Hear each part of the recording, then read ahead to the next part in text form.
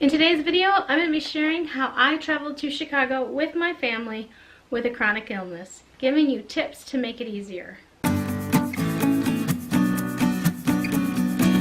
Thank you for tuning in. My name is Patty and I'm from Patty's Lupus Journey. On my channel, I share my life living with a chronic illness.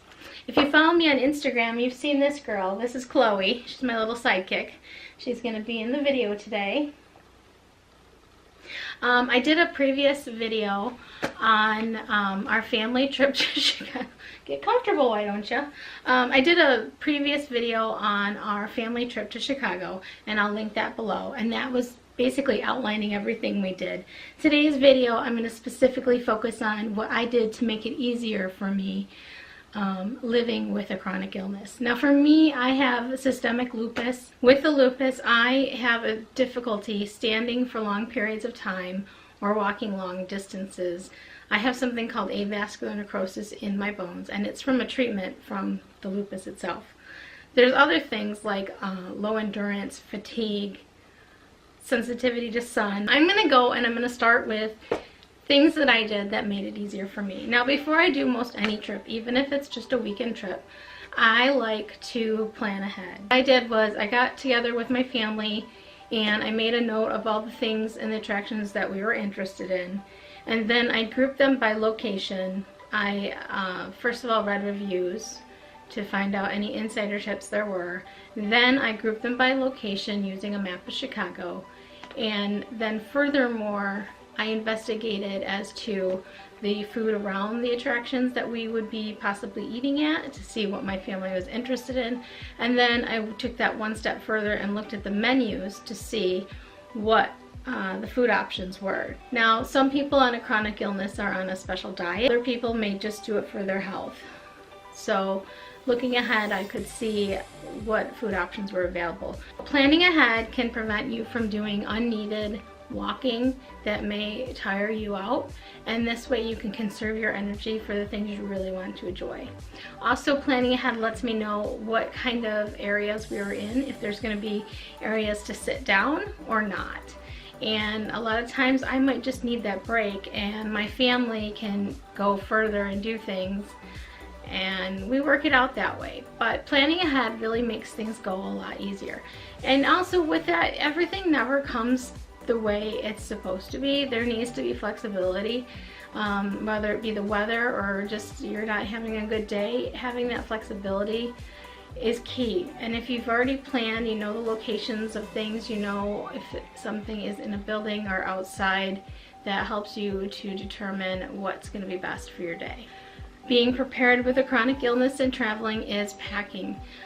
Particularly for this trip, we took a train ride, but whether you're on a train or you're flying, it's always important to take your medication with you. Now, that being said, I take both the pill bottles and my medication holder. I use a pill divider that I put my pills in for the week, and I can just pop out a part of that divider for each day.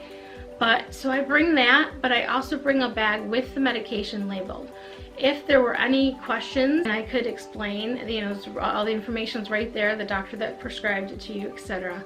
But also, let's say you had a delayed stay. Now, I've been on several vacations where, whether it be the weather that shuts down the airlines or something happens and you stay longer than you intended, you're covered with your medication. Having my pill case with me, I'm able to pop out those individual days, throw it in my purse, and take it with me. And I do that because, again, let's say I was planning to be back in the afternoon, but we got delayed and I wasn't going to be back in time for my medication. It's okay because it's in my purse. The other thing is very important is a extra cell phone charger.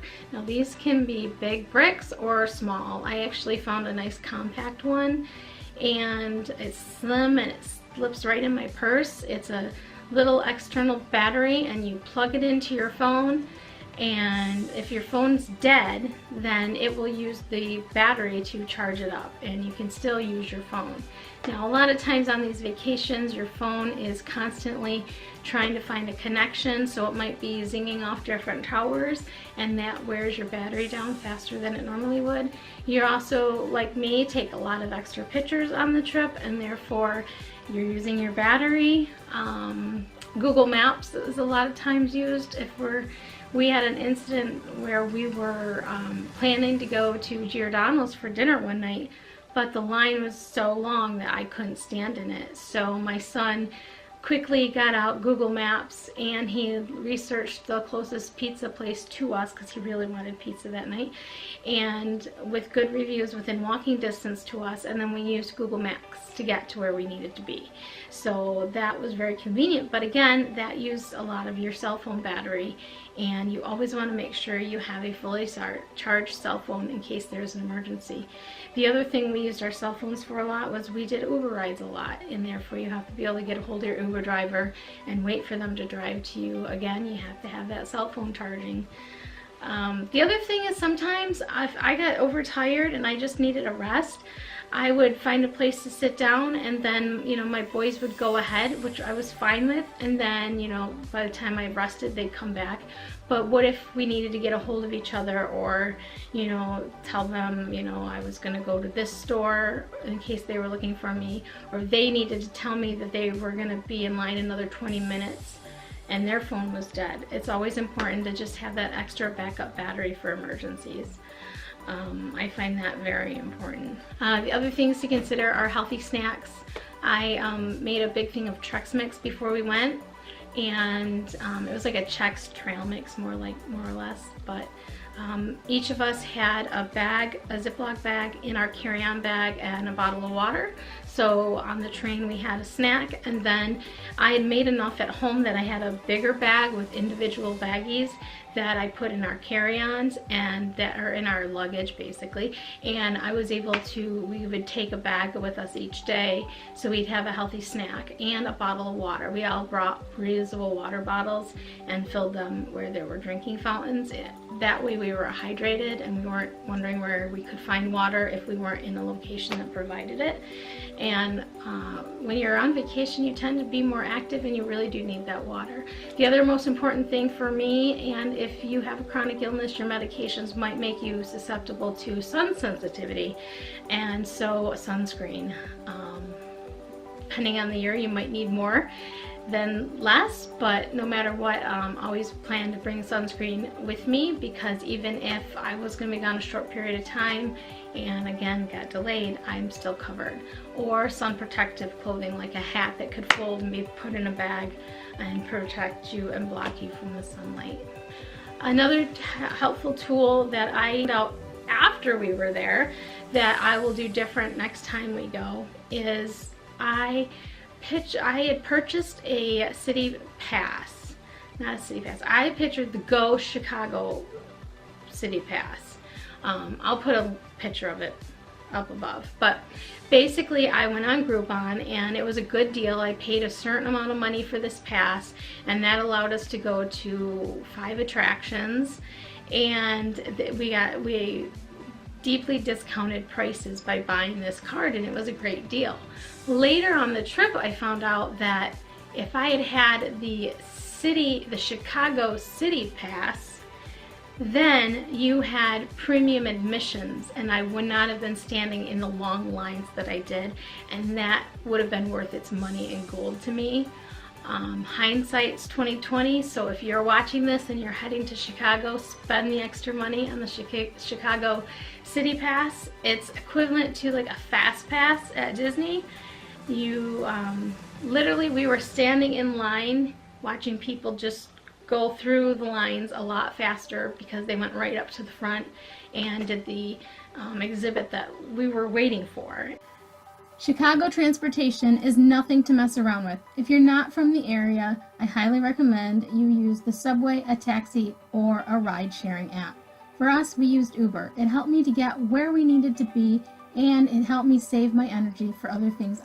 The John Hancock building was a sight to be seen. However, this was another location where lines are long, and that City Pass would have come in really well. At Millennial Park, you'll find the Bean. It is astounding to see, however, it is in direct sunlight and usually very crowded.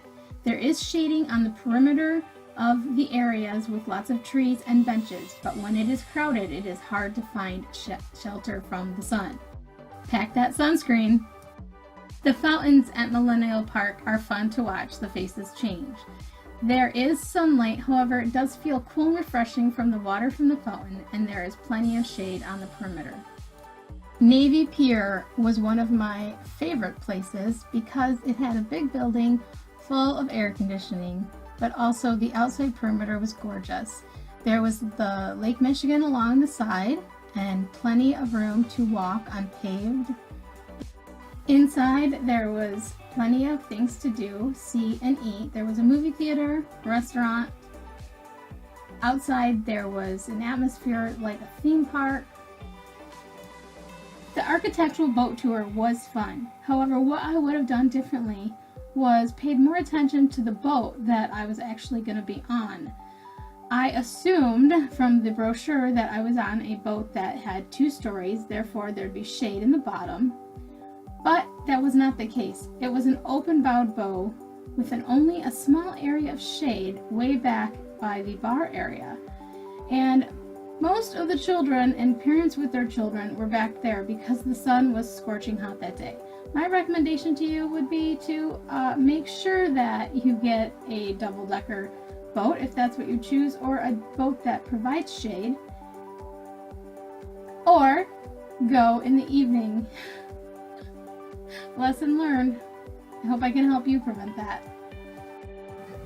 Sky Deck Chicago was another area where the Chicago City Pass would have come in very handy, as the lines were astronomically long. So long that I ended up taking a corner and sitting down while my boys stayed in the line, and they'd walk and walk and walk, and then as I couldn't see them anymore, I'd catch up with them, and then I'd go sit back down. What I would have done differently was, 1, I would have had that Chicago City Pass, but 2, if at all you have access to a walker with a seat on it, definitely bring it, or a wheelchair that you can sit on, especially if sitting on the floor is hard. There is no area that is made for sitting down, and the line is very long to get to the top of the building. Definitely think ahead on that one. If you have any questions for me, go ahead and leave them below. I would love to answer them.